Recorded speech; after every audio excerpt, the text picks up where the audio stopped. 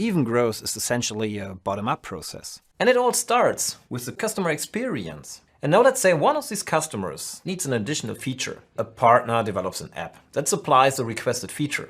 Every added feature improves the cost-to-performance ratio, and this makes the entire Shopware platform better. Think of it like this little snowball that is getting bigger and bigger. And that's why we think of growth as the result of what we like to call the ecosystem flywheel.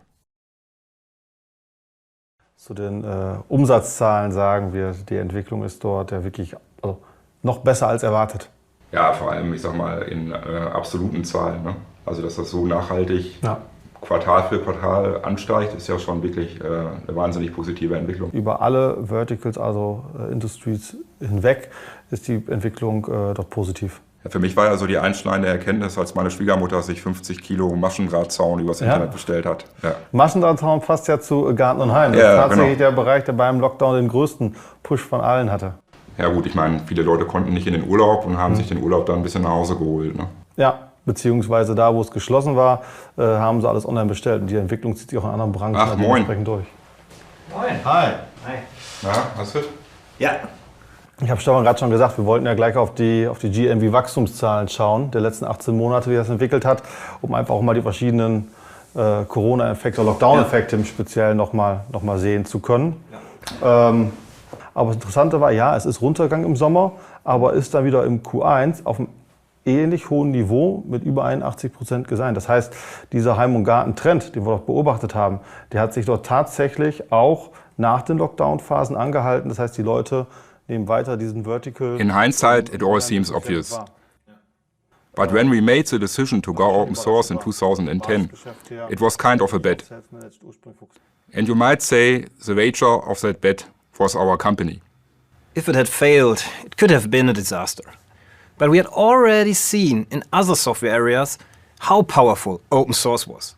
You know, in terms of product optimization, to speed up software development and real innovation. What really gave us confidence in taking this big step were all the amazing people we had already met in our journey. A growing community was rooting for us and supporting us even before we went open source. We realized that's what we're betting on. Not on some new concept or business model, but on people. And if there's one thing I would always bet on, it's people.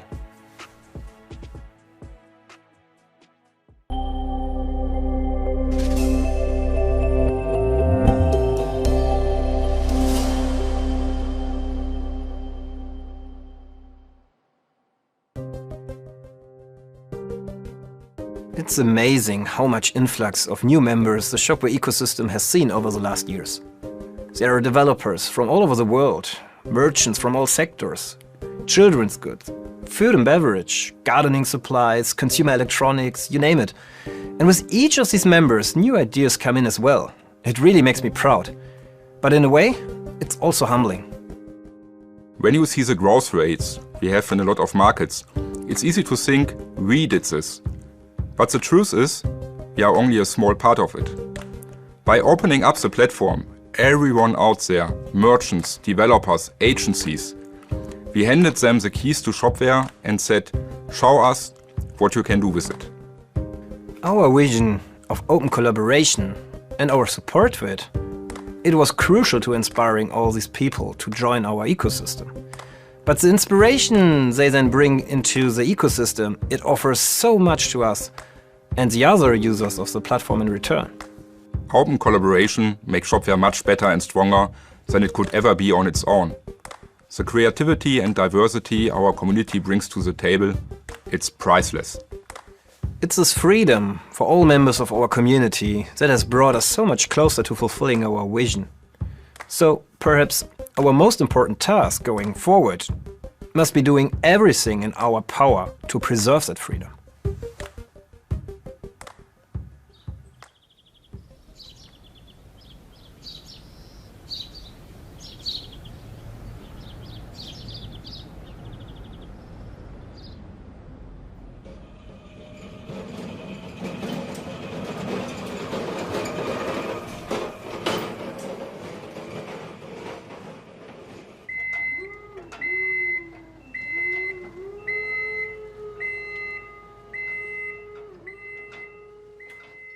Hello, my name is Christoph Hertz and I'm CEO and co-founder of Visionext. We are one of Europe's leading providers of audiovisual systems such as projectors, interactive displays, video conferencing or streaming technology. What may be a bit unusual about our development as a company is that we started out as a 100% e-commerce business just selling projectors.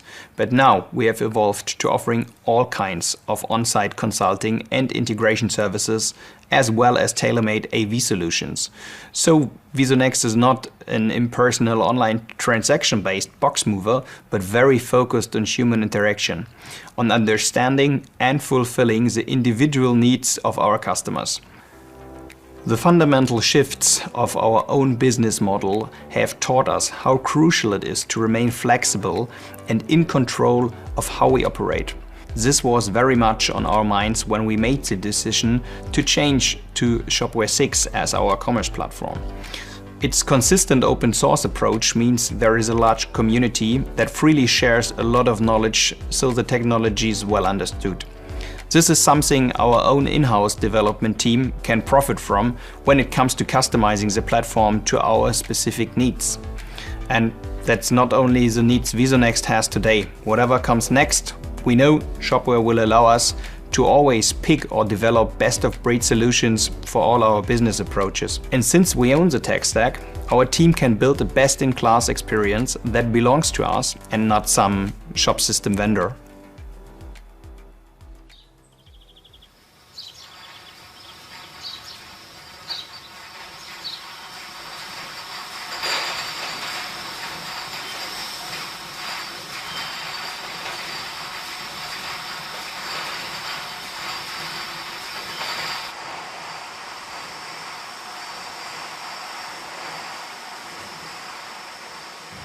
My name is Maurits Meester. I'm co-founder of Brouwerij Victorie and I'm a Shopware developer who created brouwerijvictorie.nl.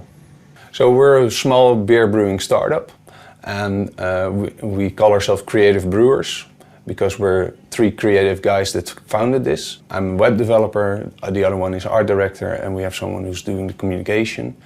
And that makes a mix that isn't really around on the brewery kind of level. What makes it really special is that we stand out in labels compared to the more traditional breweries you see around us, and makes us fresh and young compared to the rest.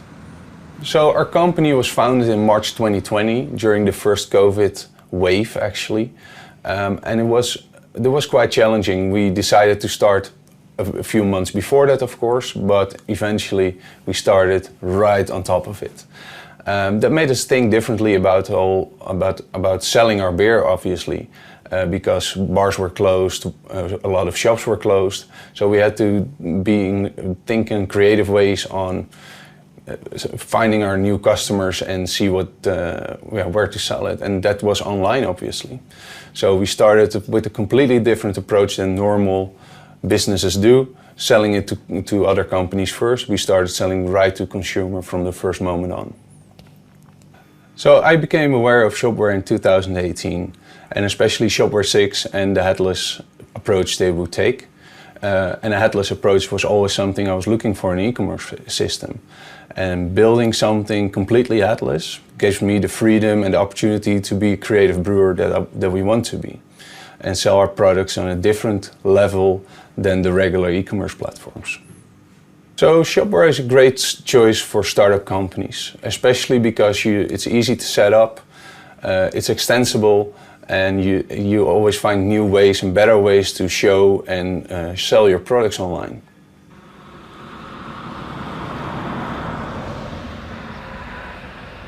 If I should use few words to summarize the relationship between Shopware and the community, I think I would choose openness and collaboration, because there are so many ways to basically contribute to Shopware, to give us new ideas and new points to think about. The input, the ideas and the feedback of the community influences us as developer quite a lot, because they provide us some fresh ideas, new perspective when it comes to the features and the use cases of our product. So when we get feedback, it might even lead to given features to be changed or rewritten so that it's more suitable to the idea the community has and the way they use our product.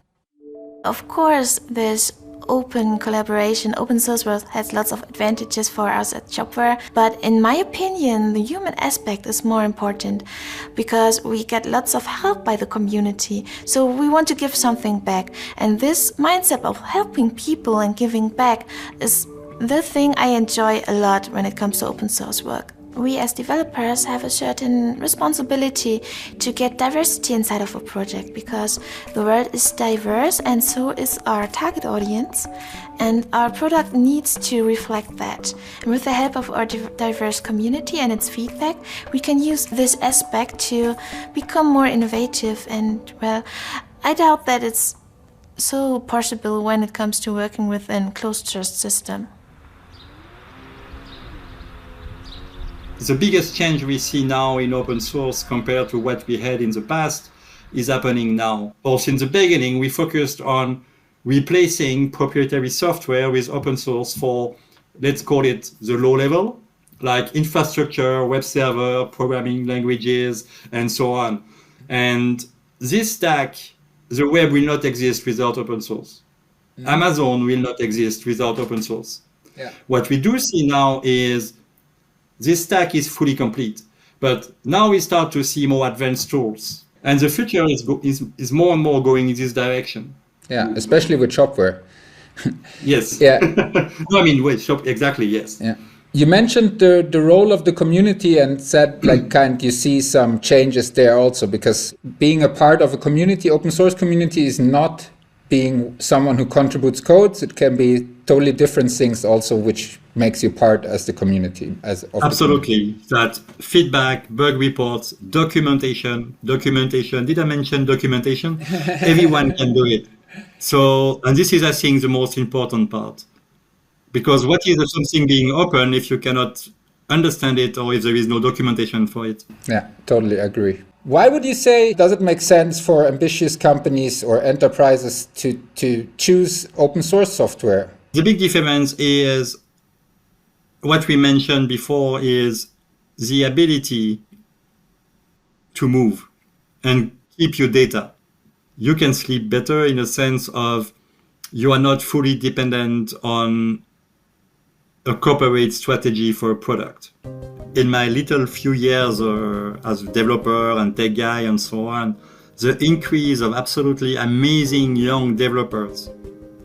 We never saw so many talents in their young years 20 years ago. Now, open source, the base to me, why I did open source in the first place is knowledge. Not only to learn, but also to share the few things I know. And that's the best part of it. Das ist natürlich alles noch relativ am Anfang, würde ich mal behaupten. Okay, AR existiert natürlich schon eine ganze Weile, aber ich glaube, das steckt immer noch so einfach in den Kinderschuhen. Aber ich glaube schon, dass das in Zukunft kommen wird, dass halt viel, viel mehr halt in die virtuelle Realität geht. Auch wenn du dir die großen CEOs anhörst von den großen Tech-Unternehmen, wenn du das dann, sag ich mal, auch auf den E-Commerce überträgst, wird es natürlich immer noch cooler, wenn du jetzt beispielsweise einen virtuellen Berater neben dir stehen hast, sag ich mal, als Hologramm, der dir dann einfach auch hilft, dann die Produkte auszusuchen. Wenn es ein Unternehmen schafft, das dann auch massentauglich zu machen, wie mit so einer AR-Brille quasi, dann wird es nochmal einen ganz anderen Schub geben. Daraus ergeben sich auch ganz andere Service-Modelle, die man letztendlich schaffen kann als Händler. Beispielsweise den Kunden jetzt in seiner eigenen Wohnung zu beraten, wo er beispielsweise die neue Couch hinstellen könnte, wo vielleicht noch ein Bild an die Wand passen würde. Sowas, statt der Kunde kommt in den Laden, lässt sich da beraten und versucht irgendwie zu erklären, wie seine Wohnung aussieht. Ja, definitiv. Ich glaube, man muss den Leuten einfach zeigen, hey, das ist, wie du schon sagtest, keine Raketenwissenschaft. Und einfach versuchen. Wie sagt der Typ immer? No risk, no fun. Ja, nee, ich finde es auf jeden Fall total gut, dass du da so einen Vorstoß, sage ich mal, wagst, weil ich glaube, manchmal ist auch einfach dass man zeigt, dass es die Möglichkeit gibt, solche Sachen zu machen, ist irgendwie der Initiator davon oder der Funke dafür, dass Leute erst kreativ werden und anfangen, dann Ideen daraus zu entwickeln ja, letztendlich auch halt ihre Geschäftsmodelle vielleicht dann mehr in so eine Richtung auch weiterdenken, um da eben mit ihren Kunden letztendlich einen Mehrwert zu bieten. Da hat, glaube ich, Open Source auch wieder einen coolen Vorteil, dass dann halt die Leute zu dir ankommen und sagen, hey, hör mal zu, das Feature fehlt vielleicht, ne? Und dann denkst du nach, okay, ist das jetzt ein cooles Feature, was vielleicht auch andere irgendwie verwenden können? Und wenn es halt cool ist, dann baust du es halt ein und lernst natürlich auch wieder daraus. Und wir machen es ja auch so, dass wir die Sachen einfach kostenlos anbieten teilweise. Aber klar, das bringt dich dann natürlich als Marke vor allem oder als Firma oder Freelancer oder wer auch immer natürlich extrem, ich sag mal, nach außen. Die Leute kennen dich irgendwann, ne, weil wenn jeder halt irgendwie das Blog-Plugin installiert, dann kennt halt irgendwann jeder den Christopher oder Shape and Shift oder wen auch immer. Das bringt natürlich einen extremen Vorteil einfach. Es ist natürlich eine Investition einfach in die Zukunft. Du weißt natürlich auch nichts, okay, kommt da jetzt die Traktion oder nicht. Das ist natürlich auch so ein bisschen Glücksspiel. Aber klar, das braucht dann einfach ein bisschen Zeit und dann nimmt das halt Fahrt auf. Und das hat bei dem Blog-Plugin eigentlich ganz gut funktioniert. Und dadurch haben wir halt auch ein paar Partner einfach gewonnen, weil die halt gesagt haben, hey, scheint, als ob ihr irgendwie Shopware 6 Erfahrung habt. Und wir nutzen auch euer Blog-Plugin, habt ihr nicht Bock, das und das zu machen. Du kriegst zwar natürlich keine aktiven Einnahmen, sage ich jetzt mal, wie jetzt ein Plugin-Verkauf oder so, aber du bekommst halt die Einnahmen irgendwie auf andere Weise rein, in dem Fall halt dann irgendwie durch Aufträge oder dergleichen. Und deshalb ist Open Source eigentlich für mich ein geiles Thema.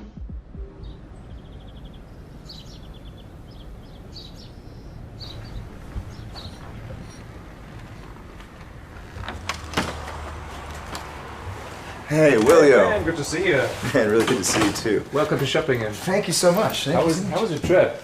Oh man, it was a little long to get here, but you know, worth the journey. Yeah, it's always cool to see, you know, that you got a software company right in the middle of nowhere. That's pretty cool. Yeah, it's really cool. Hey. Hey. Hi, Ben. Good to meet you in person. Yeah, you too. Doing that. It's funny. I'm not sure that whether I chose e-commerce or e-commerce chose me. You know, I don't think I ever set out to be a programmer at first, but a buddy of mine, his mom had a seashell store, and she wanted to sell online. So I had done some work at a startup using Cold Fusion, but I found this software in like 2003 named Ecommerce, which may be familiar to people who've been in the industry for a while. But it was sort of the first, true open source e-commerce project in PHP, and like it didn't really have a company behind it. It was truly just an open source consortium. And then in 2008, I took a job with a startup as a first employee, working with a newcomer named Magento. And then honestly from there, just really fell in love with all of the variety, all of the challenges, and all of the possibility for innovation that an open system can afford you. And so the longer I stayed in it, kind of the deeper I got. And it was and it remains just a truly exciting industry to be in. And I really like watching the ecosystems around a platform, watching them just sort of take commerce, all aspects of commerce, in just amazing directions.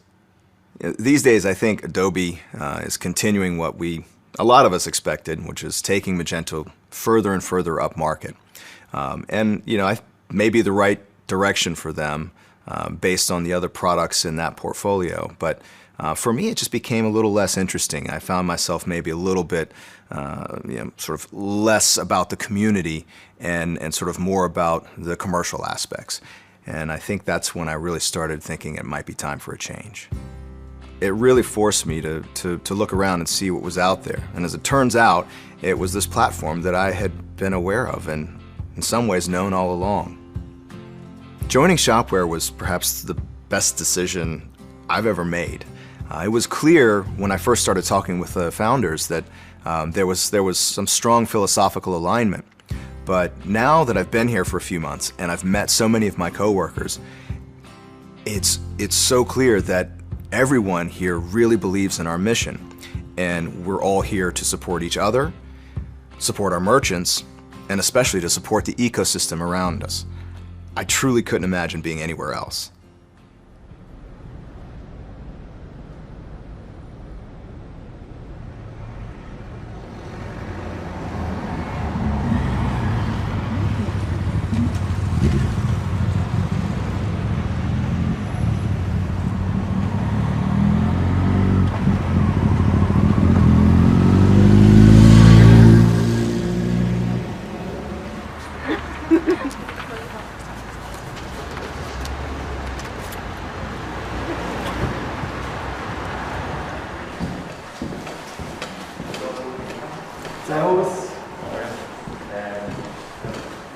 Hi, my name is Lars Jankowski. I've been in e-commerce since nearly 25 years.